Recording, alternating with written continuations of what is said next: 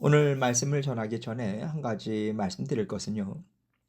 제가 오는 주일 10월 26일 주일 저녁부터 조지아 공화국 단기 선교를 다녀옵니다.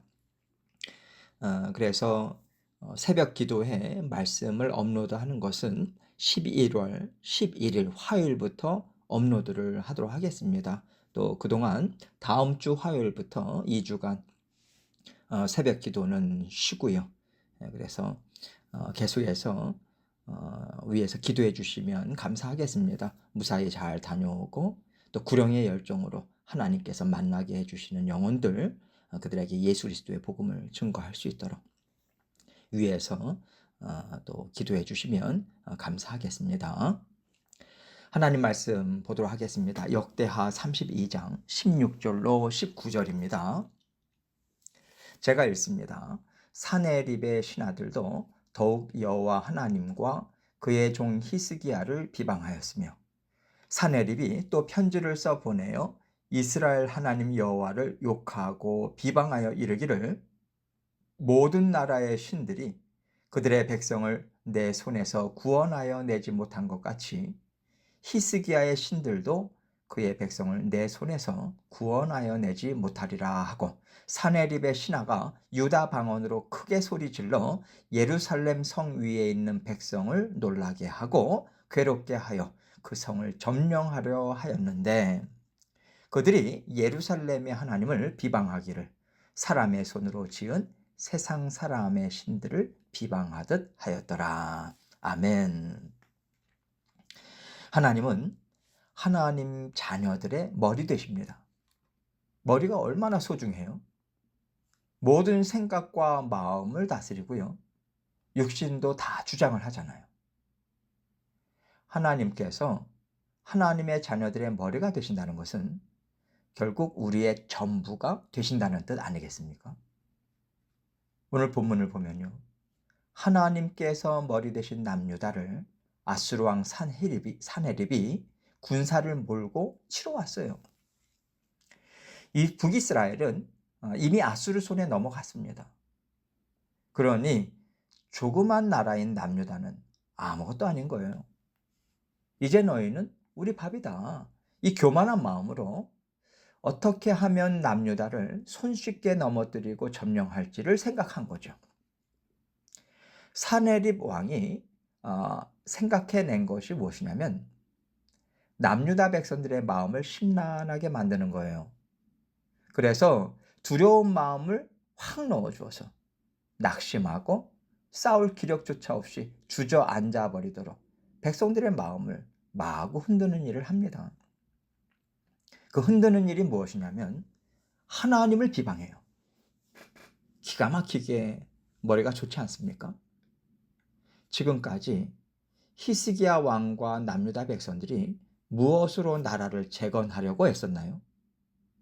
그들의 삶을 윤택하게 하고 힘있게 하기 위해서 무엇에 힘써 왔습니까? 우리는 하나님의 백성이다. 하나님께서 우리의 왕이시다. 우리를 지키시고 돌보신다. 우리에게는 만왕의 왕 되신 하나님이 계시다. 이 믿음으로 화평과 기쁨을 누리고요. 온 나라가 하나 되는 삶을 살고자 애를 썼잖아요. 그렇다면 사네립이 지금 정확히 무엇을 공격하고 있는 겁니까? 이스라엘의 정체성. 이스라엘의 머리 되신 하나님을 공격하는 거예요. 그러니까 이 사네립의 행동은요. 세상에서 있을 법한 전쟁 방식이나 해프닝으로 치부할 수가 없는 거죠. 정확히 말해서 영적 전쟁인 겁니다. 지금 아수르와 남유다는 이 영적 전쟁을 하고 있는 거예요. 그러면 그 전쟁을 지금 남유다 백성들은 어떻게 하고 있고 하나님은 어떻게 이끌어 가시는가? 오늘 말씀을 통해서 생각해 보겠습니다. 16절로 17절입니다. 사네립의 신하들도 더욱 여호와 하나님과 그의 종 히스기야를 비방하였으며 사네립이 또 편지를 써 보내어 이스라엘 하나님 여호와를 욕하고 비방하여 이르기를 모든 나라의 신들이 그들의 백성을 내 손에서 구원하여 내지 못한 것 같이 히스기야의 신들도 그의 백성을 내 손에서 구원하여 내지 못하리라 하고. 오늘 본문 앞절들을 보면요, 아수르 왕 사네립이 가서 내 말을 전하라고 신하들에게 전할 말을 다 알려주었어요. 아수르의 신하들은요, 히스기야 왕과 예루살렘에 있는 백성들에게 그 말 그대로를 전하는 거죠. 너희가 의지하는 하나님이 도대체 뭐길래 아무 반응도 못하고 속수무책으로 당하기만 하냐? 북이스라엘 봐봐. 아수르 왕인 나에게 졌어. 우리가 믿는 신에게도 진 거야. 너희가 믿는 신을 믿고 버티고 있는 것 같은데 그 신은 절대 너희를 못 도와줘. 왜? 나보다도 약하니까. 그러니 빨리 항복하고 나와라. 그러면 목숨도 건지고 앞으로 더 좋은 날들이 너희에게 펼쳐질 거야. 이런 식으로 지금 남유다 백성들을 회유하고 있는 거예요. 한마디로 말하자면 하나님을 버리고 우리에게 오라는 거죠. 그러면 아수르가 그들의 인생을 새롭게 해주겠다고 이 약속을 지금 그들은 이러한 이야기를 하고 있는 거예요. 하나님께서 이 말을 어떻게 생각하실까요? 이것이 세상 사람들의 생각이라고. 세상 사람들이 자신들을 위해서 꿈꾸고 세상에서 자신의 꿈을 이루어가는 방법이라고 말씀하시지 않겠습니까? 우리가요, 세상에서 살아갈 때 저 회사 들어가면 복지 혜택부터 엄청나게 좋아. 만약에 IT 회사라면 그쪽 방면으로 공부한 사람들은 그 회사 가야죠. 그 회사에 들어갔다면 다른 사람들보다 똑똑한 거다. 능력 있는 거다. 뛰어나니까 들어갔겠지. 이것이 세상의 사고 방식이잖아요. 세상 사람들은 마치 거대한 신을 쫓는 것처럼 세상이 인정하는 기업, 세상이 인정하는 루트를 그대로 밟아갑니다. 거기에 합류하면 나도 강하다. 나도 특별하다. 이렇게 세상에 계속 휩쓸려서 사는 거예요. 그러나 성경은요, 하나님은 세상의 것을 있게도 하시고 없게도 하신다고 증거하고 있습니다. 세상에서 가장 강한 것도요, 한순간에 무너지게 하실 수 있는 것이 하나님의 말씀이에요. 우리는 그 하나님을 알잖아요. 하나님의 말씀이 허풍이나 거짓말이 아니라는 것을 너무도 잘 알아요. 그래서 우리는요, 거대한 회사, 사람들이 인정하는 루트를 따라가지 않아도 됩니다. 물론 하나님께서요, 그 길을 쫓아가게 하시고 거대한 회사에 세우셔서 하나님의 뜻을 이루어가게 하시는 자녀들도 있어요. 그렇다고 해서 다 세상을 쫓는 것은 아닙니다. 중요한 게 뭐냐면 하나님께서는 우리 각자에 대한 계획을 갖고 계시다는 거예요. 우리는 주님의 몸에 붙어있는 지체잖아요. 머리 대신 주님이 하나님과 함께 의논하시고 생각하셨을 때 이 사람은 여기에서 내 뜻을 이루게 하자. 이 사람은 여기에서 이 역할을 감당하게 하자. 이렇게 우리 각자를 향하신 하나님의 선하신 뜻이 있어요. 그러면 어떤 사람은요, 하나님의 팔이 되기도 하고요. 어떤 사람은 하나님의 귀가 되기도 하고요. 어떤 사람은 어느 장소에 있게도 하시고요. 어떤 사람은 저런 장소에도 있게 하시고요. 우리는 이렇게 각자 하나님께서 맡겨주신 지체의 역할을 이 세상 가운데서 감당하는 거예요. 그래서 각기 다른 인생을 살아가는 겁니다. 우리는 이렇게 인정을 해야 되는 것이지, 저 사람은 능력이 엄청 많아. 그래서 저기를 갔어. 이 사람은 좀 부족해서 이렇게 쓰시나 봐. 이렇게 생각해서는 안 된다는 거예요. 세상의 관점으로 보니까 그렇게 보이는 겁니다. 우리가 이 세상의 말에 현혹돼서 잘못 보고 있는 거죠. 하나님께서 맡겨주신 역할을 따라서 하나님의 선하신 뜻 안에서 각자의 인생을 우리는 살아가고 있는 거예요. 하나님께서 인도해 주시는 인생을 살아가고 있다면요, 잘 살고 있는 거예요. 최고의 인생을 살고 있는 겁니다.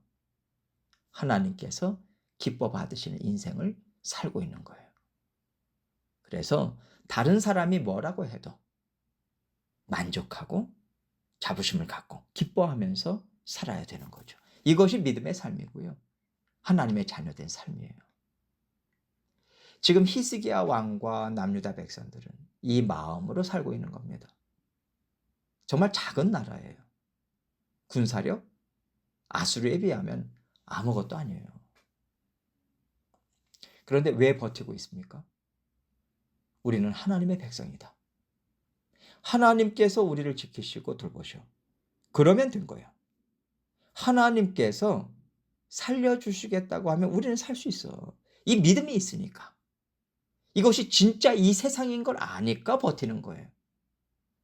하나님께서 그들의 보호막이 되시고요. 군사가 되셔서 지키고 돌보신다는 믿음으로 지금 거대한 아수르 나라와 맞서고 있는 겁니다. 그래서 지금 사내립과 신하들은요. 남유다 백성들이 세상의 말을 들으면서 수긍하고 자멸하도록 계속 말로 현혹하고 있는 겁니다. 18절 말씀 보세요. 사내립의 신하가 유다 방언으로 크게 소리질러 예루살렘 성 위에 있는 백성을 놀라게 하고 괴롭게 하여 그 성을 점령하려 하였는데 사내립의 신하가요. 유다 방언인 히브리어로 아주 유창하게 하는 거예요. 사내립이 써서 보낸 편지를 유다 말로 아주 열정적으로 감동적으로 읽어 주었겠죠. 나름대로 믿음을 가지고요. 왕의 말을 전심을 다해서 읽어 내려가는 겁니다. 그러니 남유다 백성들이요. 자기들 말로 들리니 귀에 얼마나 쏙쏙 잘 들어오겠어요? 안 들을래야 안 들을 수가 없는 거예요. 그러니까 유다 백성들이 괴로워서 죽겠는 거예요. 영적 싸움이 마음속에서 마구 일어나지 않았겠습니까? 별의별 생각이 다 들지 않았겠어요? 왜 그렇게 괴롭히나요? 그 목적을 그 성을 점령하기 위해서라고 하잖아요. 땅만 차지하는 게 아닙니다. 남유다 백성들의 정체성을 말살시켜서 아수르의 노예가 되게 하고요. 아수르가 섬기는 신을 섬기게 하는 것이 목적인 거죠. 19절입니다. 그들이 예루살렘의 하나님을 비방하기를 사람의 손으로 지은 세상 사람들의 신들을 비방하듯 하였더라. 감히 나무 조각, 돌 조각으로 만든 아무것도 아닌 우상들처럼 살아계신 하나님을 비방하고 조롱하고 있어요. 사실 이것은요, 특별한 일도 아닙니다. 이런 일은 세상 가운데서 계속해서 일어나고 있었어요.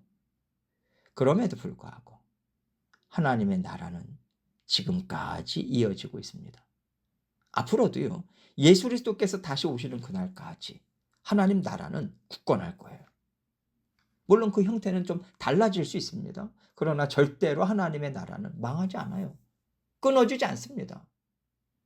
예수 그리스도께서 구원의 문을 활짝 열어놓으셨거든요. 그렇기 때문에 영원한 하나님의 나라는 절대 꺾을 수가 없어요. 이미 끝난 싸움입니다. 그런데 마치 세상이 이길 수 있는 것처럼 세상은요, 과대선전을 해요. 포장해서 사람들을 현혹시키는 거죠. 우리가 살면서 여러 가지 일들을 맞닥뜨릴 때 과대 포장되어 있는 것들을요, 자꾸만 뜯어내야 돼요. 그 속에 뭐가 들어있지? 진짜 뭐가 있지? 이렇게 영적 분별력을 우리는 발휘해야 합니다. 우리가 세상을 살아가면서 개인적인 일이나 교회 일로도요, 우리 마음속에서 많이 부대껴요. 그런데 부대끼는 것이 단순히 괴롭다, 그냥 모른 척 할까, 이걸로 끝이 아니에요. 사탄의 공격은요, 우리 마음의 부대낌은요, 결론이 나게 되어 있어요. 우리가 하나님의 말씀으로 힘써 싸우지 않으면 우리는 점령당합니다. 싸워 이길 때까지 계속해서 말씀으로 대적하고 쫓아내는 일을 해야 돼요. 그래서 우리 마음에 승리요, 참된 평안이요, 확신이 서야 돼요. 이거 없이 그냥 내버려 두시면 점령당해요. 날마다 이 치열한 영적 전쟁 가운데 있다는 것을 기억하시고 계속해서 하나님의 말씀으로 싸워 승리하시는 저와 여러분이 되시기를 주님의 이름으로 축원합니다.